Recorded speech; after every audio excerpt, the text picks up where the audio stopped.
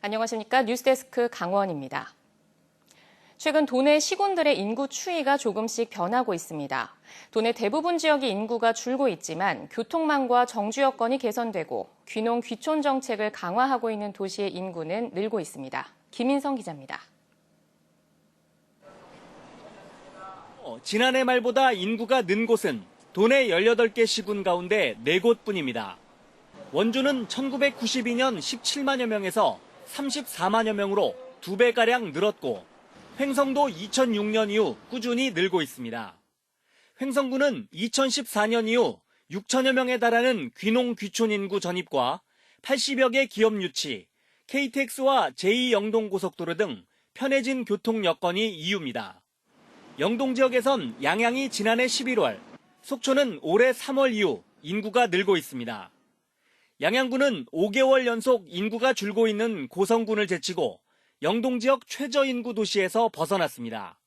양양군은 서울 양양고속도로 개통으로 교통 여건이 좋아졌고 공공주택 보급도 늘어난 데다 서핑 관광지로 자리를 잡으면서 인구가 유입되고 있습니다. 하지만 외곽 지역은 인구가 줄고 도심만 크게 늘어 고민입니다. 도시의 인구가 증가되고 있어 읍면별 인구 분산 정책을 마련하고 있지만 전국적으로 인구가 감소하는 추세이므로 다양한 정책을 마련하는 데 어려움을 겪고 있습니다. 도내 대부분의 시군들은 출산 장려금 확대나 군인과 대학생 주소 옮기기 같은 단편적인 인구 정책을 펼치고 있습니다. 국내 인구 자체가 줄고 있는 상황에서 앞으로도 도내 각 시군들은 인구 늘리기 전략을 마련하기 위한 힘겨운 싸움을 해나갈 것으로 보입니다. MBC 뉴스 김인성입니다. 일본 등 아시아 각국이 규제를 풀고 카지노 산업에 뛰어들면서 강원랜드 고객 상당수가 이탈할 거라는 분석이 나왔습니다. 전북 새만금이나 부산, 북항, 제주도 등에서 내국인 출입 카지노를 설립하려는 움직임이 계속되고 있습니다. 홍한표 기자가 보도합니다. 일본이 카지노 규제를 대폭 풀면서 오는 2024년까지 3곳의 카지노를 포함한 복합 리조트를 완공할 계획입니다. 사단법인 한국카지노업관광협회가 국내 카지노 관광 산업의 영향을 분석했더니 매년 강원랜드 고객 67만 명이 일본으로 빠져나가 1조 3,300억 원이 유출될 것으로 내다봤습니다. 베트남과 필리핀, 싱가포르, 마카오 등 동남아시아 국가들도 카지노를 포함한 복합 리조트 개발 사업에 나서고 있습니다. 국내에서는 내국인 출입 카지노인 오픈 카지노의 추가 설립 요구가 이어지고 있습니다. 전북, 군산, 새만금, 부산, 북항, 제주도, 인천, 영종도 등에서 오픈 카지노 유치 움직임이 계속되고 있습니다. 폐광 지역에서는 강원랜드 설립 근거인 폐광 지역 개발 지원에 관한 특별법을 추가 연장하려는 움직임이 시작됐습니다. 자유한국당 염동열 국회의원은 폐특법 유효 기간을 2035년 12월 31일까지 10년 연장하자는 폐특법 관련 개정안을 대표 발의했습니다. 2025년에서 35년까지 연장하는 법안이기도 합니다만은 폐광 지역을 석탄 산업화 유적지로 만들어가는데 필요한 근거를 만드는 법안이기도 합니다. 태백시도 국회의원들이 찾아 폐특법을 연장해달라는 건의를 이어가고 있습니다. 일부에서는 폐특법 종료 이후를 대비해 강원랜드가 관광산업에 투자를 확대해야 한다고 주장하고 있습니다. 지역과 같이 상생해서 지역의 경제 활성화에 도움을 줄 수 있도록 강원랜드가 지역에 좀 재투자할 수 있는 좋은 아이템을 연구 개발해야 된다.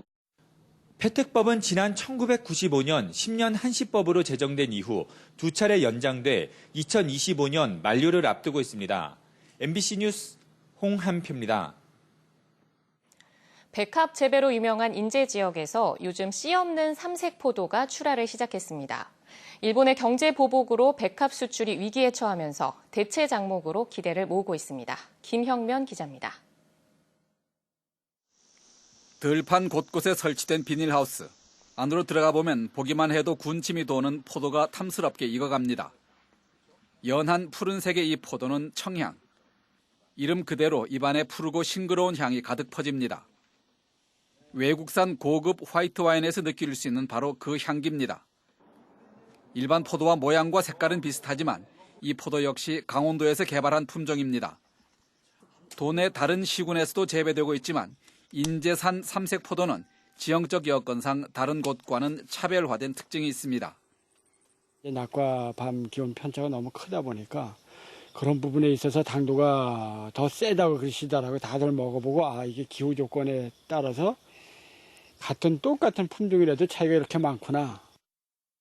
삼색포도 중 붉은색을 띠는 레드드림이라는 품종입니다. 이 품종은 맛도 맛이지만 크기당 송이가 최대 1kg까지 나갈 정도로 크게 자랍니다.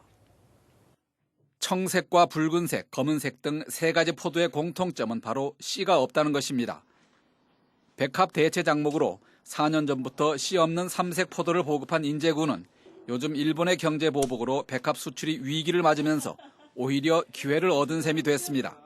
백합 농가가 일본으로 수출도 하고 그랬는데 이것이 어느 정도 정점에 와 있다고 판단이 되고 또 대체 작목을 뭘 선정할까 하다가 소비자들도 많이 찾아서 이 품목을 이 삼색포도를 재배하게 됐습니다.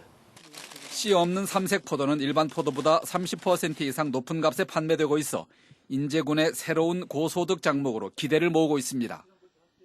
MBC 뉴스 김영면입니다.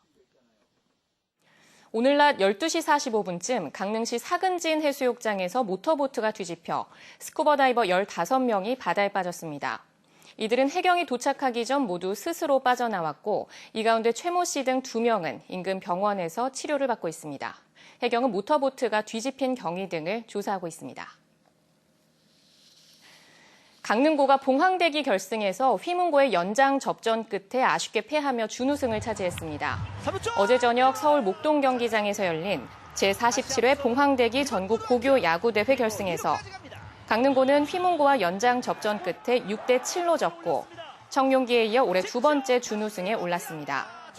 2학년 김진욱 선수는 대회 기간 호투를 펼쳐 감투상을 받았고 3학년 홍종표 선수는 최다 타점과 최다 득점상을 수상했습니다.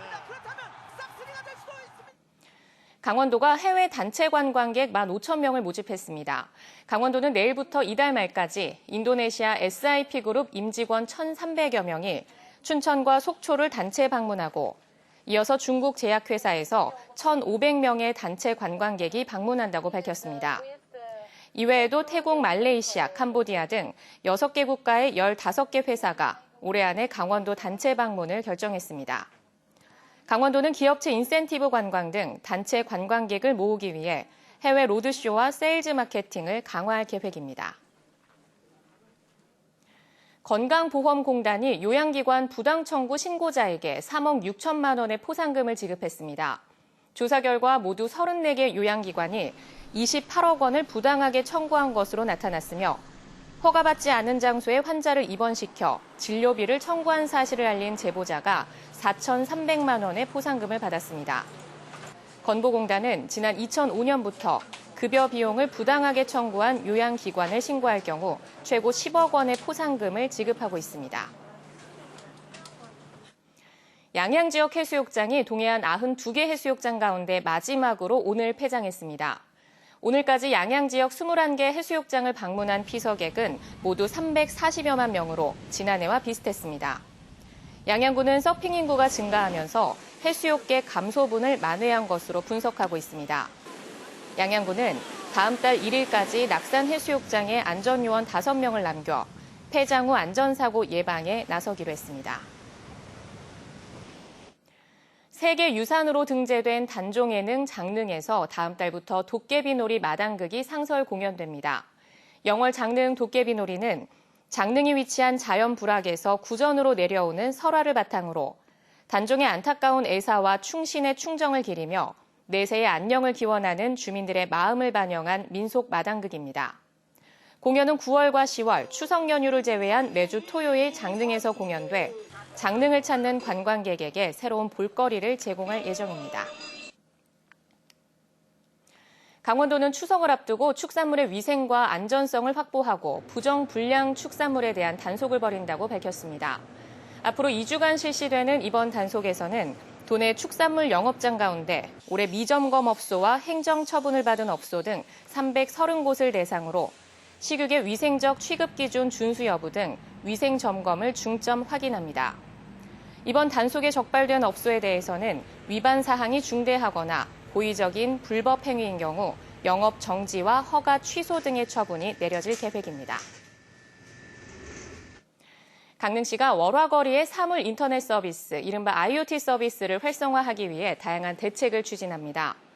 강릉시는 올해 말까지 동계올림픽 개최에 맞춰 월화거리에 조성한 사물 인터넷 서비스 시설을 일부 교체하고 미세먼지 발생에 대비한 스마트 쉼터를 설치해 이용객들에게 관련 정보를 제공하기로 했습니다. 또 이용객들의 만족도를 실시간으로 확인하는 기능을 확충해 서비스 향상에 반영하기로 했습니다. 동해시가 운영하는 망상 오토캠핑 리조트가 최근 3년간 13억 원의 수익을 냈습니다. 동해시에 따르면 망상 오토캠핑 리조트의 2016년부터 2018년까지 수입은 56억 3천만 원, 지출은 43억 원으로 13억 3천만 원의 수익을 기록했습니다. 단지 내에 있는 전통 한옥의 수입은 2017년 7,400만 원에서 작년에는 5억 3천만 원으로 급증했습니다. 고성군 시설관리공단이 내년 상반기에 출범할 전망입니다. 고성군은 최근 시설관리공단 설립을 위한 용역 보고서에 대한 주민공청회를 개최하고 통일전망대와 송지호 오토캠핑장, 공설묘원 등 6개 시설을 위탁 운영하는 방안을 제시했습니다. 고성군은 강원도청과 1차 협의를 마친 데 이어 앞으로 시설관리공단 설립 심의와 조례 제정 등의 절차를 진행할 예정입니다. 강원뉴스 마칩니다. 시청해주신 여러분 고맙습니다.